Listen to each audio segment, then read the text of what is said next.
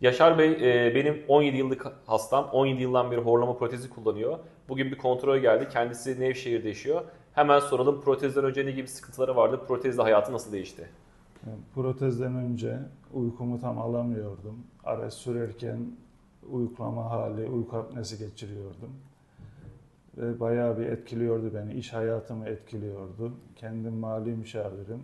Muhasebede, masa başında uyuklama halleri geliyordu. Ama protezden sonra 17 yıldır halen kullanıyorum ve çok rahatım. Uykumu da verimli olarak alıyorum.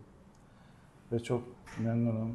Yani Tuğrul Bey'le 17 yıldır bir vesileyle tanışmış olduk. Halen de dostluğumuz sürüyor. Çok güzel bir verimli bir Tedavi oldu. aparat oldu. Evet. Sağ olun. Tanışma oldu. Sağ olun. Bir dakika bulmadan önce kapatıyorum bitmesin diye. Çok